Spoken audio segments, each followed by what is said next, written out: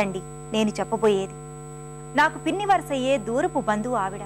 భర్త చనిపోయాక ఆమెకి నెల నెల పింఛను డబ్బులు వస్తాయి. మా బాబాయ్ గారు రిటైర్ అయ్యాక వచ్చిన డబ్బులతో కొంత ఇద్దరు పిల్లలకి ఇచ్చి మిగిలినది మా పిన్ని పేరిటే ఫిక్స్డ్ డిపాజిట్ వేశారు. ఇల్లు కూడా మా పిన్ని పేరు మీదే ఉండేది. తానున్నా లేకున్నా భార్య ఆర్థికంగా ఇబ్బంది పడకూడదని అన్ని ఏర్పాట్లు చేశారాయన.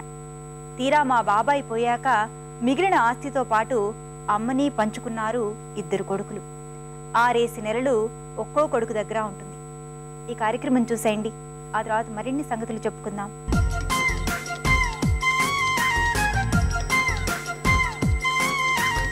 నమస్కారం. చూడండి చేయండి కార్యక్రమానికి స్వాగతం.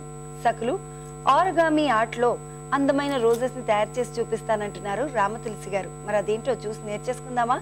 నమస్తే అండి రామతులసి గారు. హాయ్ సుజాత మేడం, ఈ రోజు మా సకులందరికీ ఆర్గామీ ఆర్ట్ అంటే జనరల్ గా ఆర్గామీ ఆర్ట్ అంటే చాలా మందికి తెలియదండి. మనం చిన్నప్పుడు స్కూల్లో ఉన్నప్పుడు పిల్లలకి ఒక ఆర్గామీ ఆర్టిస్ట్ వచ్చేవారు. తన పేపర్స్ అన్ని కట్ చేసి ఇలా పెటల్స్ లాగా కట్ చేయాలి, ఇలా కట్ చేయాలి అని అన్ని కట్ చేసి చూపించి ఒక ఫ్లవర్ ని కానీ ఇంకేదైనా రిబ్బన్స్ ని కానీ డెకరేషన్ ఐటమ్స్ కానీ ఇలాంటివన్నీ తయారు చేసి చూపించేవాడు. మరి ఈ రోజు మీరు అలాంటిది చేసి చూపిస్తున్నారు. అంటే ఆరిగామి అంటే మనకి కటింగ్స్ ఉండదు. ఇక్కడ సిజర్స్ ని ఉపయోగించకుండా ఓన్లీ ఫోల్డింగ్స్ తో మాత్రమే రోజ్ ఫ్లవర్ ని తయారు చేస్తున్నాము.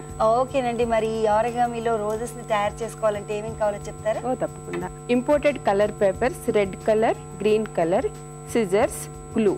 మనం ముందుగా ఏం చేయాలంటే మనం ఈ A4 సైజ్ పేపర్ ని స్క్వేర్ టైప్ లోకి మార్చుకోవాలి. స్క్వేర్ టైప్ లోకి మార్చుకోవాలంటే మనం ఇది అందరికీ తెలిసిన విషయమే కదా. A4 సైజ్ ని ఇట్లా ఫోల్డ్ చేసి మనం స్క్వేర్ గా తయారు చేసుకోవాలి. అది రెక్టాంగిల్ లో ఉందండి, అంటే దీన్ని స్క్వేర్ లాగా చేసుకోవాలి. అంటే మనం సిజర్స్ సపోర్టింగ్ కోసం ఉపయోగిస్తున్నాం ఇక్కడ. అంటే రోజ్ తయారు చేసేటప్పుడు మనం ఫోల్డింగ్స్ తోనే చేస్తాము. ఫోల్డింగ్